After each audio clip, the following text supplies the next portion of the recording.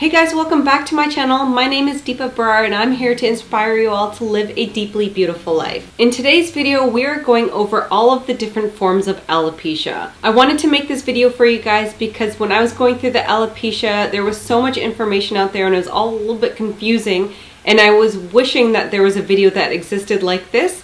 And I figured you guys might feel the same way. And I'm warning you, this video is going to be a little bit longer, so go grab your coffee or herbal tea if you're on AIP, and let's get into this video. But before we do, don't forget to subscribe to my channel and hit the notification bell so you can find out exactly when I'm posting my next video. Alright, we have a lot to cover, so let's get into this. We're going over 13 different types of alopecia. Also, keep in mind that I am not a doctor, even though I play one on YouTube. I just want to stress to you guys that it is so important to go see your doctor or dermatologist at the very first sign of hair loss and have a biopsy performed on your scalp or wherever your hair is falling out from, and determine exactly what type of alopecia that you have, because if you catch it early on, a lot of them are very treatable. Alright, we are starting off with the most common form of alopecia, and that is alopecia areata. In alopecia areata, your hair falls out all of a sudden, and it can fall out in patches, or it can also have like a general overall thinning. It is also an autoimmune disorder. Now, if you watched my last video on the different stages of hair growth, you'll know that I was talking about how autoimmune disorders work, and that they basically, your immune system attacks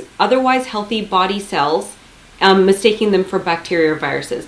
And in alopecia areata, it is attacking your hair follicle, and it thinks it's a bacteria, so it's trying to kill it so that it can like get rid of it. And if you have an autoimmune disorder, you are more susceptible to catching others. Alopecia could also be hereditary, but not necessarily, because only 20% of people with alopecia areata have a relative with alopecia areata. But most of the people with alopecia areata have a relative with some form of autoimmune disorder. Most cases of alopecia areata don't result in total hair loss.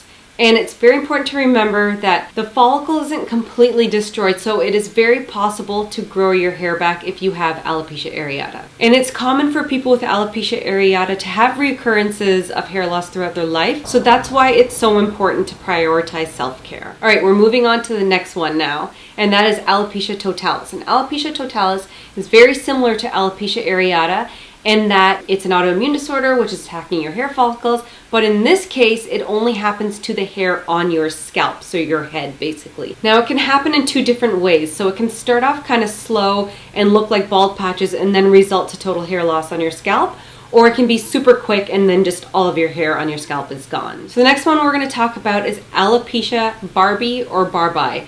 How you pronounce it really depends on where you're from.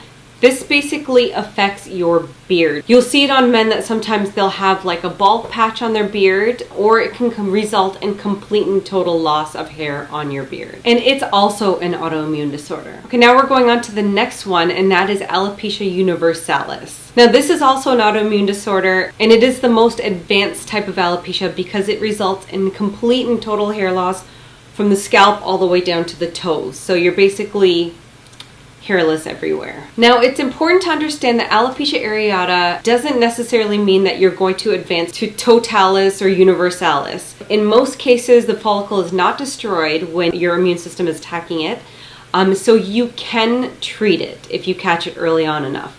Now, when it does push on to totalis or universalis, the chances of a full regrowth are a lot smaller. Now we're moving on to androgenic or androgenetic alopecia, and this is the most common type of alopecia. It affects both men and women, and it's also known as male or female pattern baldness, which I'm sure most people have heard of. In men, you lose your hair at the front of the head and at the very top. In women, it's more like the crown, where you have a lot of thinning that's happening, and you'll still have a little bit of hair at the front. It affects about 50% of men over the age of 50, and about 50% of women over the age of 65. Genetic and hormonal factors can predict if you'll get it. DHT is the hormone that causes the follicles to shrink and stop producing hair. And it is permanent hair loss. However, there are a lot of options out there that you can do, like a hair transplant or scalp micropigmentation, which is a new thing if you guys haven't heard of it. It's really, really cool, which I will explain in a second. But first, a little side note. If you aren't following me on Instagram, you might have missed the exciting news. I am now a licensed cosmetic tattoo artist, which I am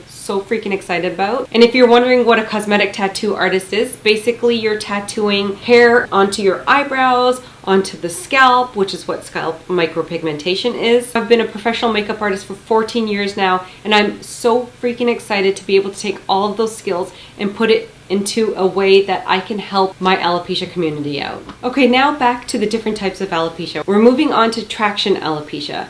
And if you haven't heard of traction alopecia, it's when your hair is pulled and there's a lot of tension on your scalp and your hair follicles.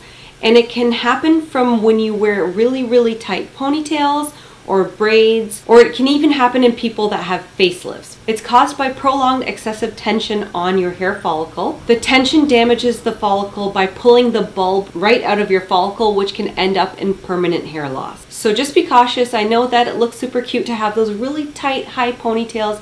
It's not worth it if you're going to end up losing your hair from it. Okay, now we're moving on to scarring alopecia, which is also known as cicatricial alopecia. And it happens when the hair follicle is replaced with scar tissue. In some cases, you experience no symptoms at all because if you think about it, the scar tissue and the follicle all happen underneath your scalp, so it's not visible to the eye. But in other cases, your skin can look red, scaly, and you can even experience burning, itching, or pain. It can happen to both men and women, and it can be permanent hair loss, but if you get to your doctor on time, you can prevent that from getting to that stage. So that's why it's so important. I know I sound like a broken record, but it's so important to go see your doctor or dermatologist right at the first sign of hair loss. And we're gonna go over the three main types of scarring alopecia. Also, just a side note, I might have missed a few different types of alopecia. There's so much information out there, but I really wanted to talk about the most common ones in this video.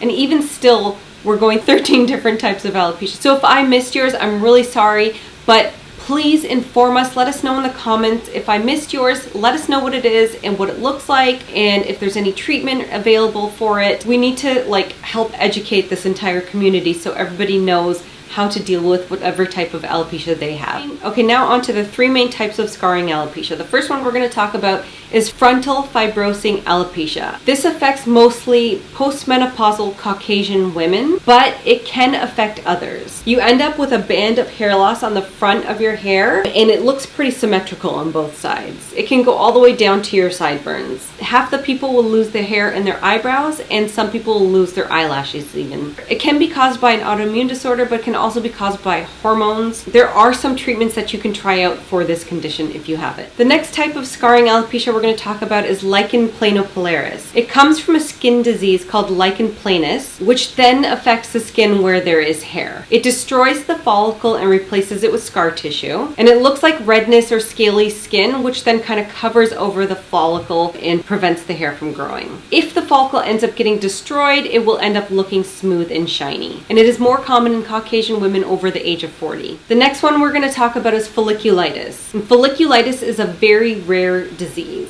It's a bacterial skin infection that irritates the hair follicles. It looks like red scaly skin, but it can also form scabs and crusts and can occur in patches. And it can be treated, if caught early on, with medicated shampoos or antibiotics. And most of the time, if you get it, you'll end up needing ongoing treatment by your doctor. And it's more common in adult men than women or children. So those are the three main types of scarring alopecia. Now we're moving on to another type of alopecia. Okay, the next one we're going to talk about is telogen effluvium. If you guys remember in the last video, I said that about 10% of your hair in any given time is in the telogen phase of the hair growth cycle, which is also known as the resting phase. And this lasts about anywhere from 3 to 4 months. When you have telogen effluvium, it's bumped up to about 30% or more of your hairs that are in the telogen phase. You end up having general hair thinning over all your scalp, and it can be caused by stress, hormonal changes, illness, or trauma. And remember, the resting phase lasts about 3 months. So if you have dealt with the underlying problem, your hair will get kicked on to the next phase. If not, it could end up in permanent loss. So that's why stress management is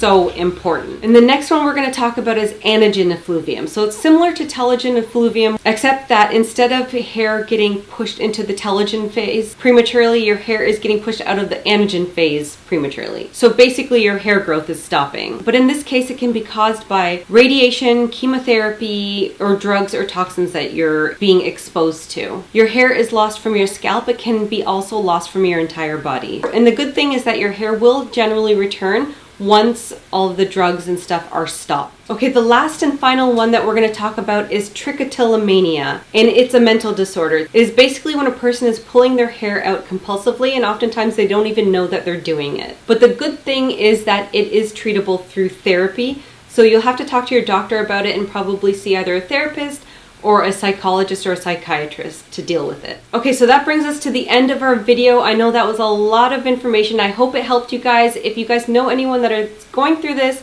please share this video with them. Give me a thumbs up if you like this video. And if you guys want to talk a little bit more about whatever you're going through with your alopecia, you can DM me on Instagram, and I'll try to help you guys as best as I can. I'll see you guys in a couple of weeks with another video.